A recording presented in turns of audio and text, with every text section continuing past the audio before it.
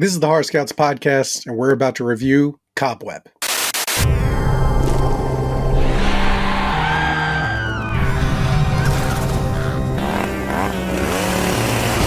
everybody, how's it going?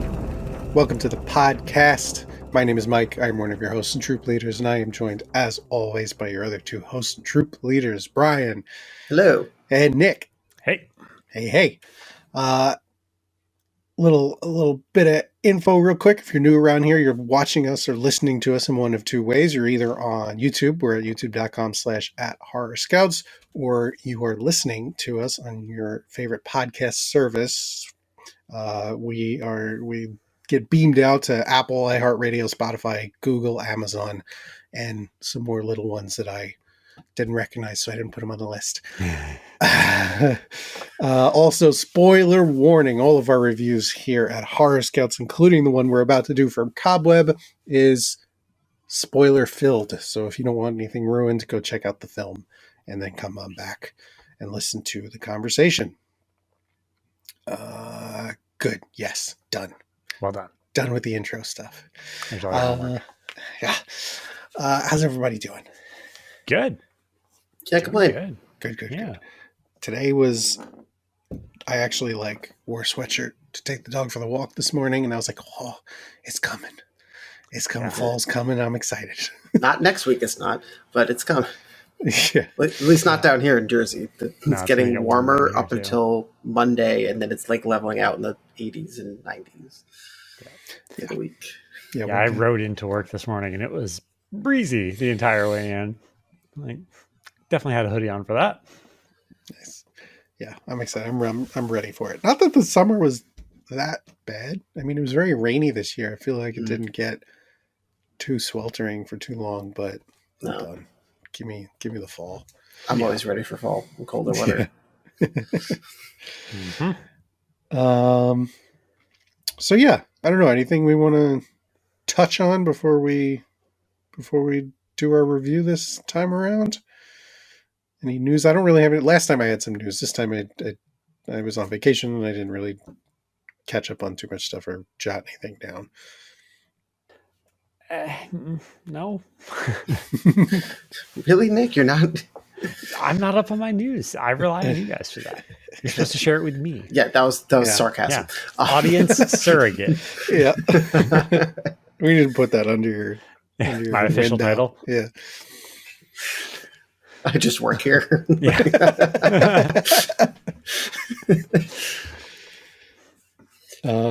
Yeah. No, don't really have anything. I mean, Brian, you mentioned something real quick before we started. So for those looking forward to the Exorcist Believer movie, you're in luck. It's getting bumped up to October 6th from its previous date of my birthday, October 13th. And you can thank Taylor Swift and her camp for that, because that's when they're starting her putting, what was the tour name, Nick? The Eras tour? Eras, yeah. They filmed one of the shows or some of the shows, and they made it into a movie or live experience. And it's going to be at AMC Theaters Thursdays through Sundays, it seems. And they chose that weekend. So they said, you know what, we'll just bump this up a week and not try to compete with the Swifties. Which I want to take a poll and see where that overlap is, if there really is competition. But hey, can't complain about a week earlier. It's still in October. It's still festive. Better than a week later. Yeah, exactly. Yeah, and with everything that's going on with strikes and everything and stuff getting delayed, like Dune got delayed into next year. It's a good thing stuff's even coming out around when it should be. So can't complain. Yeah, and it's amazing that something like that, which is meaning that the Taylor Swift thing is, like the special event, not a full release that'll be out for weeks and weeks and weeks, causes something to move. Like you hear about movies changing dates when something big comes up, or like, oh yeah, all the movies are avoiding the new Avatar or whatever. But the fact that she has that effect for possibly a one weekend only thing is crazy. Yeah, it's a bold move. Yeah. But good for her. Yeah, good job. Good job, Taylor. Your gift basket's in the mail. All right, well, that's all we've really got. Why don't we just jump right into our review for this episode? As I mentioned at the very top, we checked out the film Cobweb, a fairly recent release, and just some little bit of background info about Cobweb before we get going. First of all, this is Seth Rogen's first producing gig for a horror film. He's been producing stuff for quite some time now, but yeah, this is his first stab at horror, which is interesting. This one was written by Chris Thomas Devlin.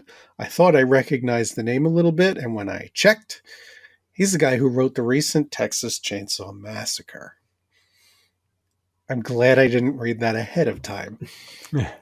I might have been like, let's just skip this one. It was directed by Samuel Bowden. I was looking him up, and this is his first feature film. He's previously directed for TV and shorts and stuff. And Gojira's Vacuity music video. Oh.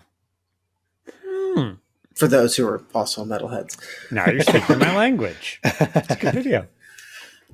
Nice. Our cast includes Woody Norman, who plays young Peter.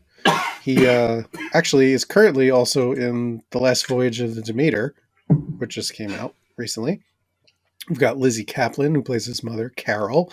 Everyone will remember her from Castle Rock and Cloverfield. And Mean Girls. And Mean Girls, correct.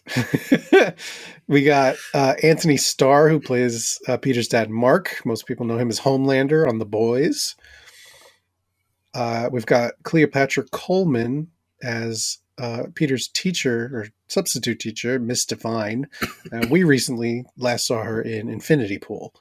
And one other one, which I was very, I don't know, not surprised, but maybe, whatever. So we've got the monster in this movie. His name is Sarah. The voice of like the creepier voice, because there's two voices. There's like the little kid voice and then the creepy adult voice. The creepy adult voice is Deborah Wilson. She's a very prolific voice actress, but most people would recognize her from her on-screen stuff with Mad TV back in the day. Oh. She was the woman who did like the Oprah and like Whitney Houston impressions. She was very funny, but yeah, she's been doing TV and a lot of video game work in more recent years. Like she's in the Jedi Survivor and the other Jedi game that just came out.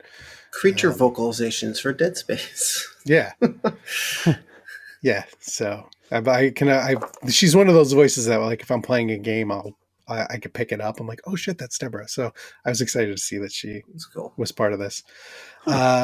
Okay. Quick synopsis for Cobweb. An 8-year-old boy tries to investigate the mysterious knocking sounds that are coming from inside the walls of his house, unveiling a dark secret that his sinister parents have kept hidden from him. So first order of business that we like to do around here is say yay, nay, or just okay. I'm going just okay. Yeah, same. Same here. Same from Paula, my wife. Same from Val. Okay. Yeah, we got a chance to watch it together. Okay. All right. So we're all on the same page. Mm-hmm. Interesting. Yeah, because when we were done, Nick and I we're curious how Brian's going to be on this. Is he going to be middling, or is he going to try and make excuses for the bad stuff? Right. Is he going to find a way to justify things? Because that's what you do. Well, if I like what they did, I'll try to find a way to justify it. The first half of this movie was great. And then this was the definition of shit the bed. Like, What exact moment did they lose you?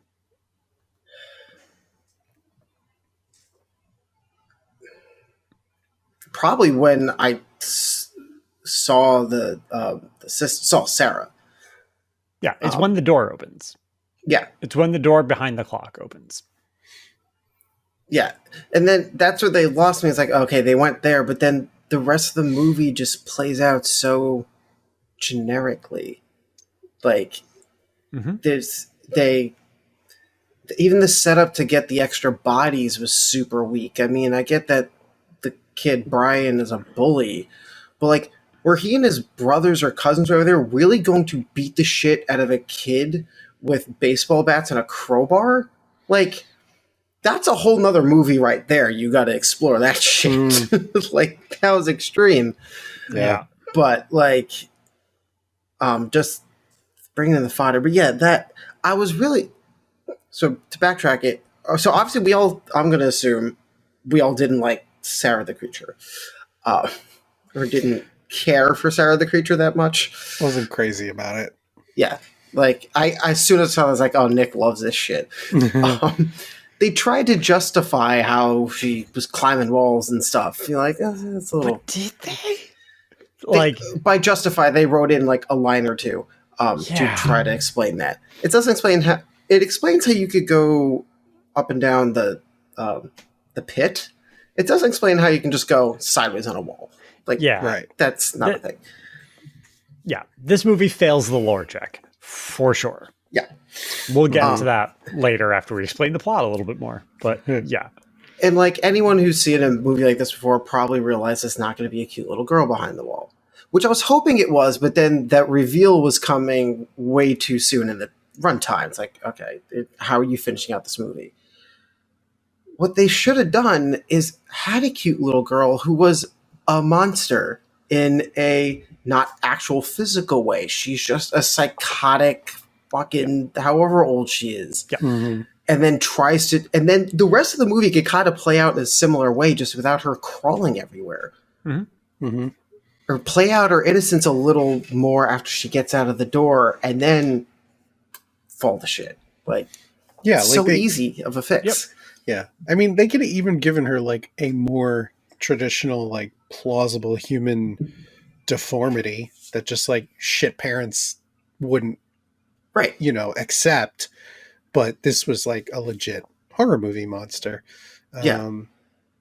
Which they really tried to hide because, I mean, this is a nitpick thing for much later in the movie, but like when we first see her eyes through the hole in the wall, they're normal eyes. And then when the big reveal happens later on, they're these giant anime monster eyes. I'm like, what? No.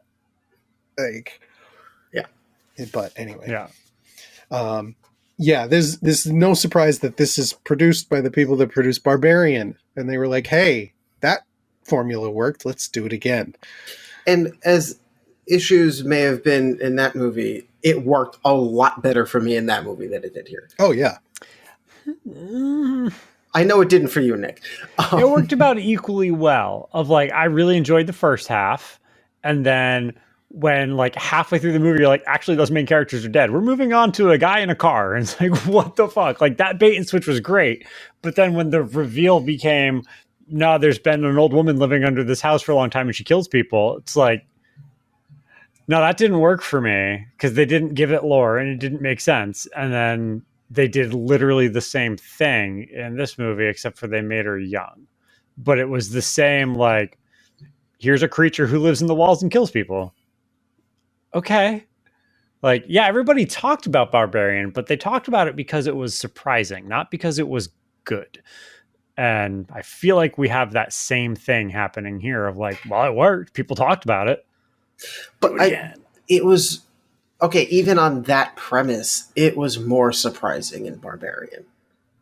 Yeah, that's true. That's definitely true. Because there was such a big misdirect. I mean, this whole time you knew there was a girl there. So it was a question of, is she a creature girl? Or the parent is truly evil and they don't like this girl and she's living in a wall? Or is he hearing things? Like, yeah, you didn't know that. I'm going to disagree. Right. Like, he could have been crazy. That's fair. He could have been crazy. You're right. Parents could have been just like knocking on the walls and torturing him for the sake of being fucked up parents. Like, even when he starts talking to her, that could be they drove him insane and then he's being a little kid and having a strong imagination. You don't know there's a girl in the wall until Carol is running down the hallway doing, oh my God, she talked to you. What did she say? Don't listen to her. Right. Yeah. At that point, you're like, oh, nope, there's a person in here. And then they show Carol coming out from behind the clock, presumably having watered her daughter. Until that point, until you see her leaving like a trap door in the bedroom carrying a pitcher of water, you don't know that there's another person there. That's true. The movie I Though- wanted to see, there wasn't one. Or if there was, it was a poor little girl being kept in the cage in the basement, not a monster. Right. I agree on both those parts. However, maybe it's just me. I bought into that there was a girl there sooner. And I think part of it was because, while, yeah, everybody doubted Peter, they never had... Usually at some point, a character like that doubts himself, his or herself, in the belief. And Peter never did. And, like, there was the interaction. Like, yeah, I saw her, could have been talking, but the ball going back and forth. Like, yeah, I guess that could be him being crazy. But you would have had to justify that. Like, oh, was there no hole and you just threw it at the wall and it came back? Like, I guess you could do that. I bought there was a person there or something in the wall sooner. But you're technically right. They tried to play that card. Yeah. The part that threw me on that was the bulging of the wallpaper. Yeah, that was weird. It was like, that doesn't fit the mechanic of any of the rest of the narrative. Or wallpaper in general. Right. Wallpaper doesn't stretch. First and foremost, not a thing. But also, like, that was very, like, supernatural, like, ghost in the walls, which could be kids' imagination, could be whatever. And, like, as we see later in the movie, this girl doesn't have fingernails. She has fucking talons. She decapitates somebody by slashing their head off. Like, she couldn't poke wallpaper. Even stretchy wallpaper, she could not poke. It would have shredded. Right. So, like, just the bulging wallpaper, you know, classic horror movie handprint in the wall thing was like, all right, that's a ghost. That's not an actual kid. Right. So yeah, I mean, I guess it could have been a dream sequence, though it wasn't, because when they had the dream sequence, this was a cool trick, but they also gave it away, was the spinning rug next to the bed. Yep. That was cool, but it's like, well, now I know this isn't real. Yeah, I literally said that to Mike when we were watching. I was like, is that rug spinning? Like, after it cut away from that scene, I was like, the rug was spinning, right? I'm not crazy. And then it came back to it, and I was like, okay. Yeah.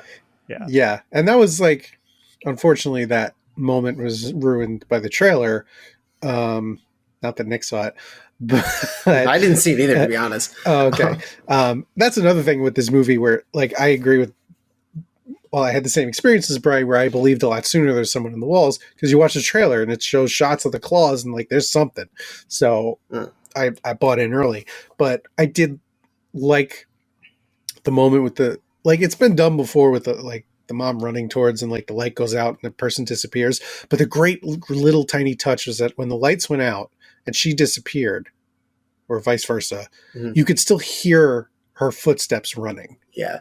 And it was like, are we imagining them, like, going through us or over us or something? And then, oh, she's really there, which was, but just a nice little touch.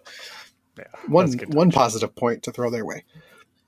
Well, in the second half, the first half of the movie was really good, I thought. Like, because First Black had vibes of, what was the Shyamalan movie with the grandparents? The Visit. Yeah. It was a little less subtle than that, but yeah. But I thought, you know, Lizzie Kaplan and Anthony Starr played those parents perfectly. Especially Starr, like, he was so off-putting. Yeah, he has a lot of practice. I want to see him in something where he's not just, like, skin-crawlingly evil. Yeah. I want to see him in, like, some ridiculous rom-com or something, just to see if he has another side. He's probably a perfectly sweet individual, but man, he has typecast himself as just being the, like, seething asshole. And even Carol's character, like, she was more like something's a little off for most of it, as opposed to being just bluntly creepy, as opposed to Mark was just bluntly creepy most of the time. But yeah, you're like, he's an asshole. You're like, with her, it's like, what's her story? Yeah. You know, the whole, like, answering the door and being dismissive, like, that was early enough on where you're still going, what's going on here? Before Daddy got involved. Yeah, I thought they nailed those roles. That was really great to watch. I will also say, because I always complain about the kids in movies, Woody did a great job. He like there was no point in the movie where I was just like, dude, fucking kill this kid. Have the monster get him already. Like I'm usually very quick to land on that decision if I don't really empathize with the child at all. And I didn't feel that way. So good on him. Yeah. At one point I wrote down, it's going to be so great when this blonde kid gets what's coming to him. And then it was like the next scene, they said his name was Brian. I'm like, ha, of course it is. Because unless I missed it, they didn't give that kid a name for quite some time in the movie. I think it was after the pumpkin smashing thing. Wow. Yeah, probably. Which, by the way, maybe it was just me, but I thought that the family house was very reminiscent of Michael Myers' house. It gave me that vibe, the unfinished, like kind of raw look in front in the middle of everything. And then he had that scene where Peter's carrying the pumpkin and he gets tripped and breaks the pumpkin. I was like, that was also somewhat in Halloween. Where they trip him and I was like, that's maybe it's just me looking at it, but also the town was Holdenfield. Yeah. Right. I was like, all right, that's 3 check marks we got going on. Yeah, here. there's definitely some parallels there. No doubt about it. Yeah, they definitely wanted to do some homages. Like the stretchy wallpaper, like I instantly was like, oh, Nightmare. Like, yeah, sure. Yeah. Yeah. Yeah. Crawling on the walls. Every modern horror movie. Well, I mean, Tony Collette, is that you? I mean, the one thing, it's funny. I wrote this as it's a foreshadowing, but I guess it was only foreshadowing the first half of the movie because they kept saying, you had the mother being dismissive, and then the whole story about the girl down the road that went missing, and then we start hearing the girl's voice, and then Mark makes some comment about making decisions to protect her family, and the mother's like, oh, we'll never let anything happen to you. So it was almost like, to me, it was foreshadowing, okay, you guys are fucking evil, and I don't know what you're going to be doing to this child. And it turns out it was foreshadowing, but for the creature being that we didn't know happened yet. Just a little too thick on the comments there is, I guess, the point. Like, we see what's coming. We're watching the movie, or we're watching the behavior. You don't have to literally spell it out for us in character lines. Mm-hmm. Yeah, and it was like surprised that find that they had done this with the daughter because so Peter gets in trouble so he stood up for himself on the advice of his older sister who's in the walls to stand up for himself, and so he goes and pushes his bully but accidentally pushes him all the way down a flight of stairs and he breaks his leg. But so that's very unlike Peter, hence this is the first time he's ever getting in this much trouble at home for his parents to snap, which doesn't take much, but he's been such a timid, shy kid and also probably on eggshells because your parents are fucking weird, that he finally gets in this much trouble where immediately Mark like flies off the handle and starts moving the fridge, and it's like, oh shit. Door behind the fridge. And like, Carol doesn't want to do it, but it's for your own good and has to do it. And I feel like this character for Lizzie is very reminiscent of what she did in Castle Rock. Very. Like the overprotective, weird parent. Like I made a joke saying, like, if we find out the sister in the wall's name is Joy, I'm going to lose it. But yeah, so like I guess, that was an intentional writing mechanic, meaning making Peter so timid because like, why would he have not known about this sooner? It took him until he was, how old is he in the movie? 8, 10? 8. Right. Yeah. Also, does anyone think expulsion was a bit far of a punishment? Yeah. Yeah. Like, especially when downstairs. Right, especially when Brian is a known bully. I mean, because you had the pumpkin scene before that, which is only one incident, but like his mother or principal, or I don't know, yeah, Brian's mom, like walked him in with the pumpkin, so we knew that happened. But that happened on school grounds, so somebody ratted on him, and like we know, Peter is telling at least Miss Devine that he doesn't like going out to recess. Like she knows shit's going down there, so like. Yeah. Expulsion. Yeah, he broke his leg. He's not crippled. Like, take it down a notch. Especially first offense. Yeah. Like, I understand zero tolerance policy, but like, I don't know. Yeah, suspended would have made more sense. Yeah. Right. Yeah.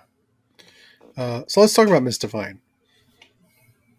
So Miss Devine is the substitute teacher that comes in to teach Peter's class. They don't give any reasoning for why his other teacher's gone. Not that it matters. But you obviously get the impression that not only is she the substitute, but she's like a new teacher. I mean, she's young. Right. It's not like she's an experienced sub. Mm-hmm. And I think Cleopatra did a good job. I enjoy her, but the character was like very invested in Peter very quickly and intensely. And I feel like if they had just given, I just need a little explanation of like, why, give me some background for her as to why, like she could have said something to him, like in the quick little scene where she's like, oh, you're not going outside for recess. And he said he didn't want to. And so she was nice about it. She's like, oh, okay, then you can help me put up decorations. She could have easily just said something like, oh, I didn't like to do that when I was in school either.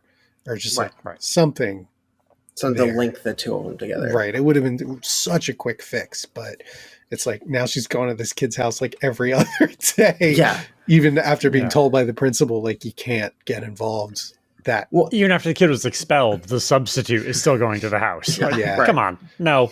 Yeah. Yeah. And I feel like they try to justify what you were saying, Mike, when she had the discussion with the principal and he's saying, you can't get invested. Like even a couple extra lines in there about, I know you're new at this, or you do it, you got into this because you care about the kids, but like, so it plays through her,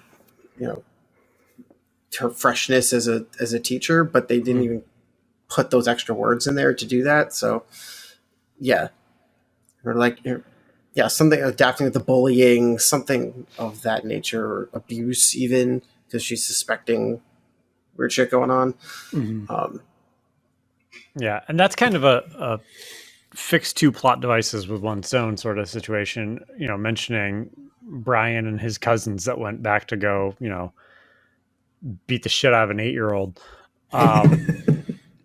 Like any teacher as concerned as Miss Devine would have called the Department of Child Services. Like it could have been a van of DCS showing up at the house with a couple DCS like staff workers there, and they could have become fodder. It would have been weird that they show up in the evening on Halloween, but like, you could have made that play out in a way where you're not just getting like random kids that you don't know. It could have been a follow-up of the concerned teacher calls in authorities who go to investigate as shit's popping up at the house. And that makes her storyline make perfect sense, where she doesn't have to be going there on Halloween night and like walking in after a whole bunch of murders happen. Cause that makes no sense. And also like give her that empathy sort of thing of doing the right thing, trying to protect the kid, but not trying to be a superhero. I don't know. Yeah. Yeah. Also, speaking of the masked crew showing up at the house, sure, it turned out at the time Peter was home alone, thanks to him killing his parents. We'll talk about that in a moment. But they know he was expelled, and so he's probably not at school. And it's Halloween night. So if he's not out trick-or-treating, chances are the parents are home. So were they going to take out the parents too? Or try to lure Peter out and just beat him on his front porch? Like, what was the plan? Yeah, right. Kid logic. There wasn't. I'm going to go to your house and beat you up. Yeah, the more I think about that, the more it makes less and less sense. Yeah, I feel like if it was all kids from his class, like the group of bullies the same age, would have made sense for Right. stupid kid logic, but his cousins were older. Like, And I'm Yeah. saying they're cousins. I don't know the relation of the I four think of them. or I one of them want to say was. the one driving says, "Is this the house, cuz?" or something when they okay. pull up. Like It's a terrible line. it's something right along those lines. Yeah. Oh, yeah. Yeah. You're right. Yeah. So, did anyone else think as soon as they started eating soup for dinner, and we knew it was pumpkin soup, that there was going to be poison in that? No, I wasn't. I was No. just like, not, my brain wasn't thinking hard enough. It took me So- a minute, but when he's not eating it and they're chowing it down, you saw her making everything out of pumpkins, which they're obsessed with for some reason. Yeah, why is their whole backyard fucking pumpkins? And there's pumpkin cupcakes and pumpkin soup, apparently, which is gray. Don't know what you did there. It's like, oh, It's the rat poison plus orange. Blue plus orange equals gray. Did you do something different? Yeah, kind of. Yeah, so like at the time, I was still we don't know Sarah's real yet. Like, Right. well, we don't know she's an actual monster yet. Right. So at the time, I'm still rationalizing this as like maybe Val and I were talking about this on the way home. We get a scene earlier where they're talking about the pumpkins and them having a blight, which Mark uses as a very creepy way of saying sometimes the batch you have is bad and you need to bury it and try again next year. As we've been alluding to the fact that he had an older sister, which is like, whew, that's fucking dark. So like, good scene for that, but you don't bury blighted, rotten produce in the garden. You don't put it back to use as fertilizer for the next crop because that's going to be bad and blighted. Like that's not how that works. So Val and I were both watching that with the pumpkins have rot. They have disease. This family has been living on fucking pumpkin apparently for who knows how long. They're crazy. They're all crazy in their own way. That's why. And we've seen Peter not eat his meals before. He's gotten lectured multiple times by his dad for stop playing with your food, eat your food. Yeah. You know, like that is like the little thing he does wrong that irks his dad earlier in the movie. So that didn't jump out as weird to me. And then if they're eating infected, blighted vegetables all the time for dinner, that could lead to them being crazy. It could explain the parents' behavior or explain Peter hallucinating something. Like that all made sense with where we were in the movie. And all also would have been better than what the outcome was. No, that's really intriguing. Yeah. What could have been? Yeah. I don't know. Like this movie had so many potential right ways of going, whether it was, you know, the whole family was driven insane by weird toxins from eating bad food, or the parents are really just horrible and really just trying to fuck with their kid. Or yeah, there actually is a sister and she is in the walls, but she's just a regular girl and the parents are still really bad. Or no, you had a sister, she died. I don't know what you're hearing. The house is possessed. Like there are a billion ways this could have gone that wasn't, no, we gave birth to an actual demonic entity and then stored it in the walls. Like it was so close. The first 2/3 of this movie I thought were really good. And it just felt like they rushed it to production without quite figuring out how they wanted to end it. Mm-hmm. Yeah. The thing, since we're talking about like the garden, another thing that I was confused by is, so there's the remains of the kid that went missing however many years ago, and the reason why mom doesn't like Halloween, and that's what she tells Peter. But Sarah tells Peter exactly where to find her, like to dig up, like to prove to him that, you know, that our parents are evil. You got to get me out of here. And he finds the skull, you know, in that tense moment of the mom doing something in the house. And then she sees him outside and she's like, what are you doing? And like, he's trying to cover it up as she's coming down the stairs. There was quite a side comment. There was quite a few moments of like this, like tension, which I think did work well, but So Sarah killed this neighborhood kid. Mhm. How? Wasn't she locked up already at that point? Like, I'm assuming she spent her whole life in the pit until she got out, and then they decided that the walls were a better option. Yeah, we got to talk about that in a minute. We'll get there. Yeah. And like, so how did she kill her? And then okay, maybe she wasn't in the pit and killed her because this kid came to the door on Halloween or whatever. Then immediately they would have thrown her in the pit after doing that. So how does she know exactly where she's buried? Right.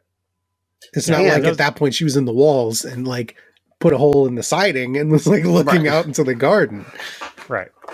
And why was this kid buried a foot deep in the middle of the yard? Yeah. Not under the tree, not in the side of the yard, like right smack in the fucking middle, maybe a foot deep. Yeah. Because it's not where anybody would look. I mean, if you were the cops, you'd go look under the tree. I'd in that case, bury her in the front yard. Put her in the pit. Yeah. Well, there's like, no one wants to look through all Don't these. put it in the house. All these yucky dead pumpkins. There's no, I don't want to wade through all this. Yeah. All right. So the house, the biggest problem with the movie, the elephant in the room. What the fuck is the structure of this home? It makes absolutely no sense. So as we've alluded to many times here, we just need to go through this step by step. They give birth to a demon, to a monster. Yeah. Their way of dealing with that isn't to just put it out of its misery. It's to confine it. So in the basement, a separate question. Right. Yeah. Bad decision 1. Keep it alive. Bad decision 2. Dig a hole like 20 feet deep in the basement. Pour concrete in there, like very premeditated. This is like a nice, even, square-sided, smooth concrete structure, just straight down with a grate on top of it. Put child in there. Okay, cool. Somehow she learns to climb concrete. Like, she kind of sort of tried to explain that, but her voice was modulating a whole bunch and it wasn't really clear. She learned to climb when in the walls. It's pretty much the only sentence I got out of that. Mm-hmm. So because she can climb concrete, they then cut a hole in their bedroom wall, install a door on it, put her in the walls of the house, and then put a clock over the front of the door so you can't see it. Now, she can also manage to get between various rooms and places in the house while in said walls, thus perfecting her art of climbing, which we see her scaling all over the inside of the house later on. Walls are, I don't know about your walls, but mine are like 4 inches thick. My interior walls. Like, none of that works. But also, if a concrete, smooth-sided bunker with metal grate at the top couldn't contain your monster, how is drywall doing it? Like, she has fingernails that can decapitate people, and you put her in the walls, and she didn't just, I don't know, walk out? Like, it doesn't make any sense. It should have been the other way. We tried putting her in the walls. Bad idea. It didn't work, so we put her in a cage in the basement. To have both and have her be able to go from one to the other and somehow develop like super strength and the ability to climb like crazy and have all that skill set and agility and speed that a malnourished child living in the confines of a tight wall would have, it just does not make any sense. It doesn't work. Mm-hmm. I don't understand the house. Explain. I mean, because they also, the way I remember the lines, and there's no quotes in here to confirm it, that it sounded like she was explaining her learning how to perfect a climb when she was in the walls. So not in the pit. So like it would make sense if she was in the, make sense is a strong word. It would make more sense if she was in the walls. They tried putting her in the pit, like, oh shit, she can climb out of this. We'll put her back in the walls. But then, because she can't climb out of it, except see drywall comments. Right. Also, which I said drywall, but I know it's lath and plaster. Like, you see the wood in the walls. Like, okay, I get it. But like, still, she augers a perfect little hole the exact size of his ball in there so she can see him and have a conversation with him. She clearly could cut a big enough hole to just fucking walk out the front door. Who's going to stop her? She's superhuman. On top of the fact that Divine busted through that wall with like a fire pit, with like a fireplace poker. Right. Mm-hmm. Yeah. So if Super Spider Woman Sarah should be able to do the same thing with her Spidey sense and Spidey claws and whatever else, like yeah, you're right. It falls apart real quick. Yeah, I totally agree that the reversal would have worked because if she was in the walls for however many years and was still a younger child, not as strong yet or whatever, and then she finally gets out on Halloween night and kills the neighborhood kid, right? Okay. This is now we got to keep her in a pit. Now we got to throw her in the pit. And then I feel like the easiest workaround is being able for Peter to talk to her through a vent instead of through the wall. Like a vent through the basement, you can hear her talking or something. Right. Like maybe, he first hears her that way, or the first time they start talking is when they throw him down there in just the basement, not the actual pit. Right. Yeah. Yeah. Didn't make sense to me. Do you think with the pit she reverse Rapunzel herself out of there? I don't know. So that's the other thing we have to talk about. Like, we all agreed we didn't like the design of Sarah, but we didn't explain what that was besides bug eyes and sharp fingernails. The reason this movie is named Cobweb, I would assume, is that was a question I was going to ask later. I'm assuming it's based on the ridiculous amount of hair and spiders that continually are falling out of her, like cobweb colored straw hair that is 10 feet long. When it wants to be. So, like, the problem with the length of her hair was, besides it's just ridiculous. So when Peter's in the pit and she starts her first descent down there, her hair comes down first, right? And she's at the top lip, and the hair is not touching the bottom, but it's very low. Later in that scene, she is no less than 3 feet away from that pit, but her hair is long enough to go down far enough for Peter to grab it and start pulling on her. Yeah. That doesn't work. That's two very different lengths of hair. Yeah.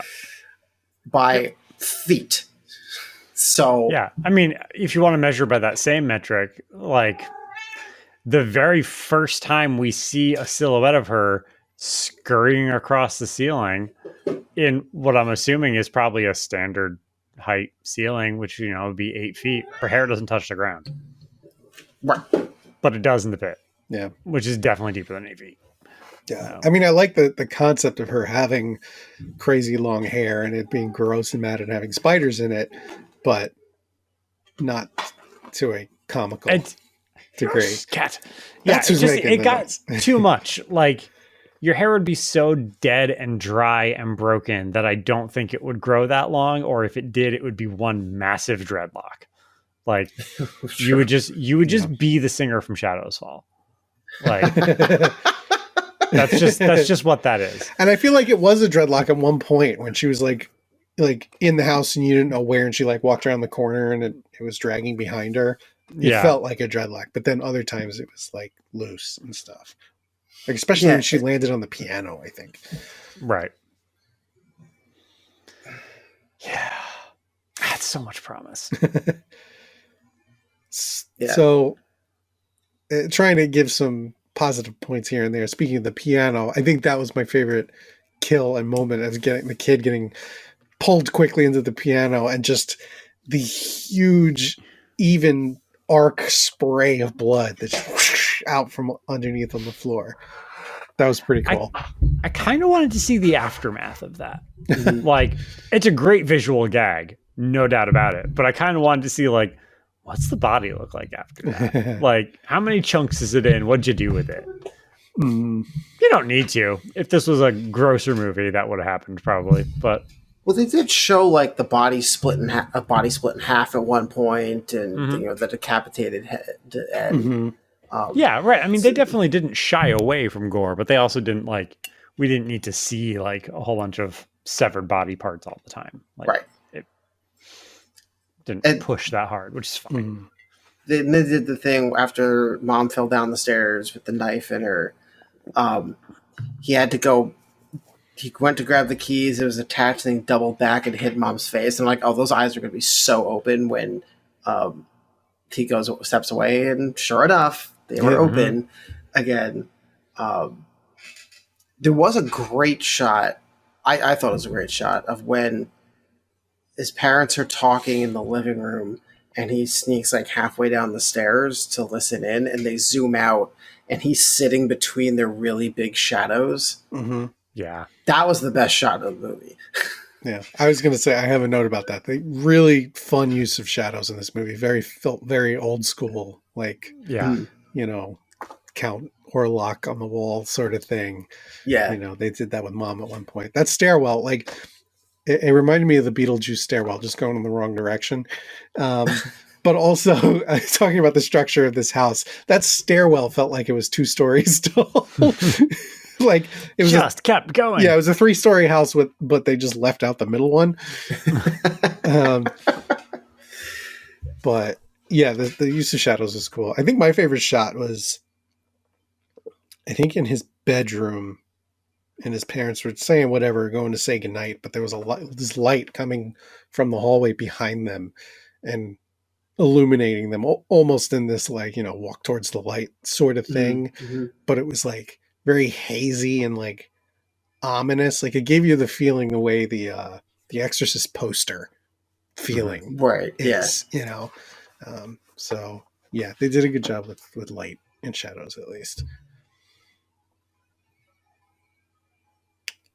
I'm trying to think what other things I have notes. We talked about the masks real quick of the cousin and his friends. It was funny because they were like these, like, it was like cliche in that they were like farm animal masks, which has been done before. I mean, think about like You're Next or whatever, but they were unique and creepy in a new sort of way. The big eyes. Yeah. So I did enjoy those, and I guess child services wouldn't have showed up in those. So that's true. It's Halloween; they could have. Yeah, right. Throw everybody off. Yeah, don't see him coming. Hi, we're here to take your child, and we look like this.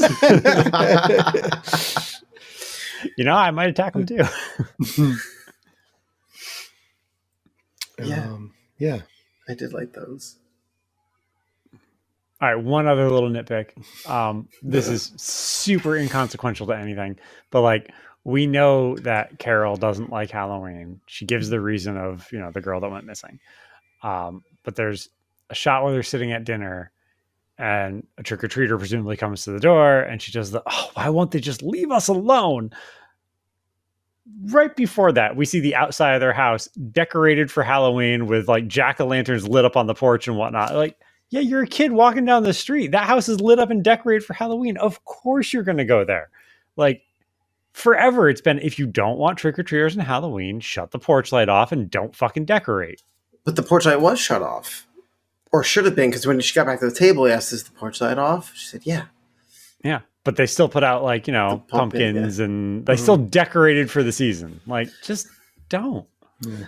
I liked her yelling at the kid in the distance, go away! And if I was a kid in that neighborhood, even if the house did look dark, I'd be like, that's the house that has a whole fucking pumpkin patch. Of course they're going to be around for Halloween. Right. Yeah, sure. That's the Halloween house. Like, that would just be what it's called. Yeah. They have the smaller version of the Conjuring tree in the back. I mean, yep. That dead tree was very Conjuring looking. I couldn't not see that. Yeah. It was a swing instead of a noose, but it was very Conjuring looking. Yeah. Let's see. Yeah. We've gone through all my notes. We've touched on everything. Oh, no, we didn't. The first one, actually. And this is like early on in the movie. So the wallpaper in his room. The balloon. With the balloon. But the design was great because it was like, they did that on purpose and picked a design where even if you stare at it, you're like not sure if it's moving or not. Like almost, I think someone said it when we were watching it. It's like feels like a magic eye or something a little bit. That was cool. It was weird that this kid has like his room is decorated except this one wall. There's nothing on this wall. There's no furniture on it. There's just two sconces and wallpaper. Yeah, it's a pretty big room too. Like, could have used a little something, hang something there. I don't know. Yeah, see that stuff hanging in like different parts of his room where there's less space. But but based on that wallpaper and that weird trick of the eye that it did, I was kind of expecting a little bit more visual trickery. Like, what was that one we watched with the woman in the house, and then there was like her husband was making that secret replica of her house across the lake or something? Wasn't it called the Night House? Yeah, the Night House, I think. And how like some like pillars or corners in the house, you thought it was a face, and then they move, and it was really just like architecture. I was kind of expecting maybe a little bit of that, but yeah, that was cool. Well, that's all I've got, gentlemen. Yeah. Okay, cool. So those are our thoughts on Cobweb. Let's hand out some merit badges if we want to hand out any of those, and then we'll wrap things up. All right. Who's first? I'll go first. I touched on it a little bit. I didn't give too many examples, but I think there were enough moments of tension that I want to give it dread. Yeah, that's exactly what I was going to give. Yeah, because like with the parents and not quite understanding what's going on, and then I mean even at the end it's more traditional, just like the monster's gonna get you sort of thing, or you don't know where it is in the house. Like they did it well, despite all of our problems with lore and all of that. I think they created a lot of tension and stuff, so I want to give it dread. That's fair. Agreed. I'm going to give it acting. Yep, that's what I was going to go for. Cool. All three of our leads I thought were really solid. Nice. Anything else? All I had was dread. This is one of those ones where I just wasn't paying attention to music and sound design. So it's so funny because I'm assuming you rented it from Amazon, as did I, and it was in 4K-ish, streaming 4K.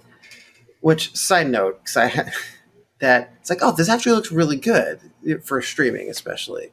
And the first time they come out of the they have a wide shot of the outside of the house, and they're coming down from the sky. The roof tiles are all like pixelated and blurred together. I'm like, really? You can't get enough bandwidth in your 4K to like make that clear. I don't need to see every granule on the roof, but give me a break. But for sound design, it could be a limitation of streaming. The way I have mine set up, I feel like I didn't get much from the back. Okay.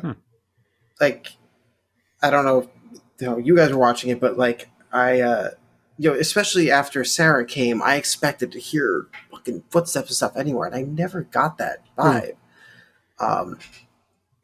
We were just using a not great sound bar because we were at the house in Connecticut. So I have my Fire TV right into the TV, but I'm using the optical out into my receiver for the sound, like put it back. But it said it was doing PCM and full surround, but I didn't get the vibe.